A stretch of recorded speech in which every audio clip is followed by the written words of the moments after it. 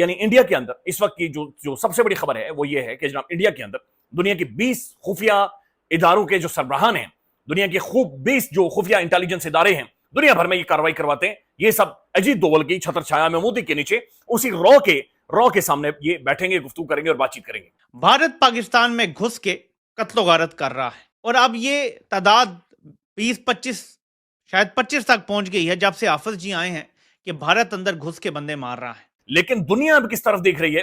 दुनिया इंडिया की तरफ देख रही है। एज ए स्टेट हमारे माथे के ऊपर कितना बड़ा फेलियर का टीका है, कलंक का टीका है। भारत ने मेरी मालूमात के मुताबिक शर्त रखी है और बार बार रखी है कि पाकिस्तान से बातचीत और तब ताल्लुकात ठीक होंगे जब हमें सारे मतलूब लोग मार दिए जाएंगे या हमारे हवाले कर दिए जाएंगे।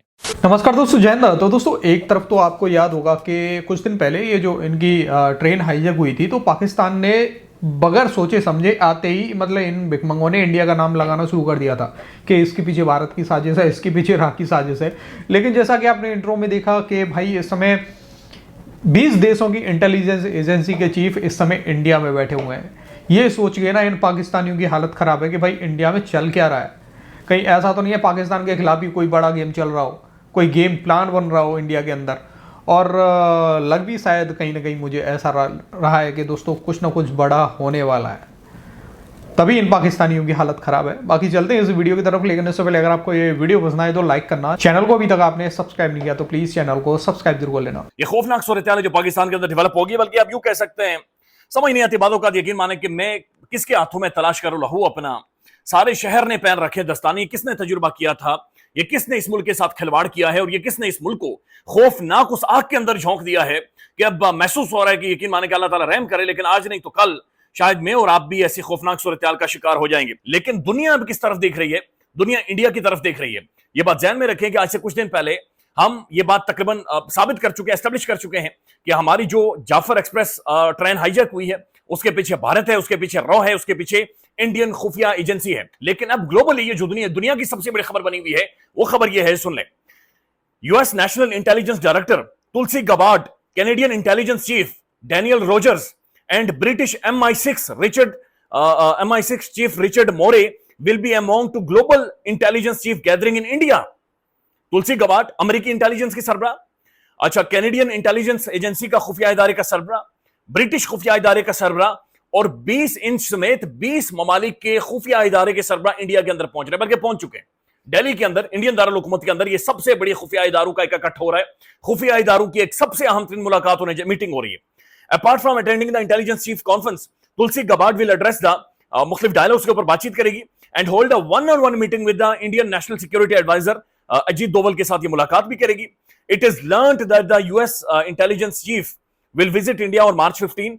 और ये यानी इंडिया के अंदर इस वक्त की जो सबसे बड़ी खबर है वो ये है कि जनाब इंडिया के अंदर दुनिया की 20 खुफिया इदारों के जो सरबराहान हैं, दुनिया के खूब 20 जो खुफिया इंटेलिजेंस इदारे हैं, दुनिया भर में ये कार्रवाई करवाते हैं। ये सब अजीत दोवल की छत्र छाया में मोदी के नीचे उसी रॉ के सामने ये बैठेंगे, गुफ्तगू करेंगे और बातचीत करेंगे।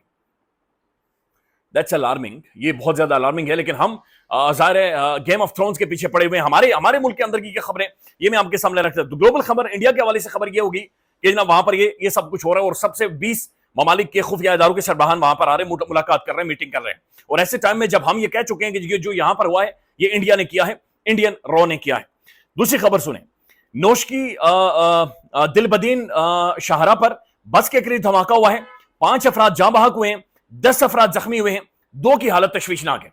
बस के करीब यह धमाका हुआ है। भारत पाकिस्तान में घुस के और कत्लो गारत कर रहा है। किसकी मदद से कर रहा है ये मुझे आपको बताने की जरूरत नहीं है, ठीक है। अबू कताल के पता नहीं क्या नाम है इनका, जिनको भारत ने घुस के मार दिया है मुबैना तौर पे। और अब ये तादाद 20-25 शायद 25 तक पहुंच गई है जब से हाफिज जी आए हैं कि भारत अंदर घुस के बंदे मार रहा है। भारतीय मीडिया पे इस टाइम खुशियों का समा है। वो तो पहले कह रहे थे हाफिज सईद को हमने मार दिया है, बड़े खुश हैं। लेकिन फिर पता चला कि ये किसी और तंजीम के और मतलब हिस्सा है। मैं ज़्यादा तफसील में बात नहीं करना चाहता, ज़रूरी नहीं है। इंपॉर्टेंट ये है कि भारत अपने टारगेट्स पाकिस्तान में चुन चुन के मार रहा है। ये गठ जोड़ के बगैर नामुमकिन है। जो कहते हैं कि हमारी मर्जी के बगैर कोई आ जा नहीं सकता, चलें जी, एक बात हमने मान ली कि आपसे अफगानिस्तान बॉर्डर नहीं कंट्रोल होता, वहां पहाड़ है। भाई आपसे मशरकी बॉर्डर भी नहीं कंट्रोल हो रहा कि यहां से घुस घुस के वो मार रहे हैं, या घुस के मार रहे हैं या राब्ते में हैं। आप साबिक वज़ीर आज़म की कॉलें रिकॉर्ड करते हैं, उनकी एहलिया की रिकॉर्ड करते हैं। आपसे दहशतगर्दों की नहीं रिकॉर्ड होती कि वो कब किसी को कह रहा है जाके मार दो। आपके पास तो कोई ऐसा सिस्टम मौजूद है ना जो हर किसी की कॉलें सुन सकता है, हर किसी के फोन में स्पाईवेयर की तरह किसी टाइम भी कैमरे से रिकॉर्डिंग कर सकता है, नाजेबा वीडियोस रिकॉर्ड कर सकता है, किसी के पर्सनल लम्हात की वीडियोस रिकॉर्ड कर सकता है। लेकिन आपसे दहशतगर्दों की रिकॉर्डिंग क्यों नहीं होती? क्योंकि ये आपका असल जॉब है और असल जॉब आपसे नहीं हो रहा। तो इसको हम इसीलिए गठजोड़ कहेंगे। भारत ने शर्त रखी हुई है, ये मैं आपको बार बार बता रहा हूं। भारत ने मेरी मालूमात के मुताबिक शर्त रखी है और बार बार रखी है कि पाकिस्तान से बातचीत और तब ताल्लुकात ठीक होंगे जब हमें सारे मतलूब लोग मार दिए जाएंगे या हमारे हवाले कर दिए जाएंगे। अब हवाले करने में तो पाकिस्तान की बहुत सुबकी होती है, यानी जो इक़्तिदार में बैठे हैं उनके तो ये नामालूम अफराद मार गए और भारतीय कह रहे हैं जी बड़े खुश हैं हम उन नामालूम गनमैन से जो मार गए हैं, हमारे टारगेट जो है वो मारे जा रहे हैं। फिर इसके बाद आपको एक तस्वीर दिखाता हूं कि आपको ये तस्वीर समझ आ रही है। बलूचिस्तान में एक और धमाका होता है और 5-6 बसों का जो कॉन्वॉय है या 7 बसें हैं फौज की, उन पर एक हमला होता है। दहशतगर्द दावा करते हैं 90 हमने मार दिए हैं फौजी। इधर से दावा आता है शायद 7 हैं या 12 हैं जो मारे गए हैं और काफ़ी सारे जख्मी हुए हैं। लेकिन जो मैं आपको ये तस्वीर दिखा रहा हूँ ना मेरे पाकिस्तानी, ये बलूचिस्तान की नहीं है, ये पुलवामा हमले की है।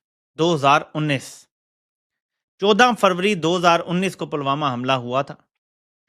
वहां भी बसों की सूरत हाल थी और अब आपको यहां भी दिखाता हूं कि हमारी ये है जी हमारी वाली बस की तस्वीर। ये हालात चेक करें ज़रा, एक साइड पे क्या हाल हुआ है बस का, ये देखें आगे से उसका क्या हाल हुआ है। अब हमें कहा जा रहा है कि जिस बस का ये अशर हो गया है और मल्टीपल बसों का ये अशर हो गया है, वहां पे जो हलाकतें हुई हैं वो इतनी ज़्यादा नहीं हुई। मतलब ठीक है अल्लाह ताला बचाने वाली ज़ात है, लेकिन कॉमन सेंस ये कहती है कि बहुत ज़्यादा वहाँ पे हलाकतें हुई हैं।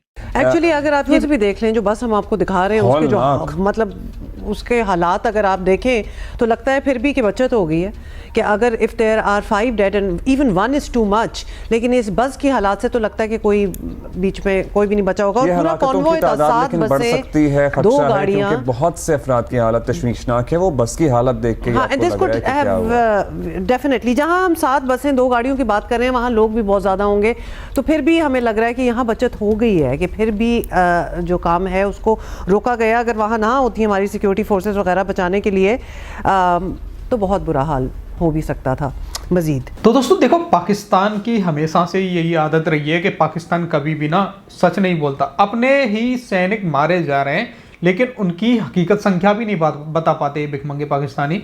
बीएलए ने जब हाईजैक किया था इनकी ट्रेन को तो 214 के करीब लोग बताए थे, 214 को ठोक दिया। लेकिन पाकिस्तान ने क्या बोला था कि पाकिस्तान ने बोला 26 या 24 के करीब हमारे सैनिक मारे गए। मतलब ये हाल है इन पाकिस्तानियों का, हमेशा इनको झूठी बोलना है और हमेशा कुछ भी हो जाए पाकिस्तान के अंदर उसका आरोप इनको भारत के ऊपर लगाना है या फिर रा के ऊपर लगाना है। और रॉ अपनी जो इंटेलिजेंस एजेंसी है वो अपना काम कर रही है। बाकी दोस्तों आपका क्या कहना है अपनी राय कमेंट में जरूर देना। वीडियो पसंद आई तो लाइक कर देना। फिर मिलते किसी नेक्स्ट वीडियो में, तब तक के लिए जय हिंद जय भारत।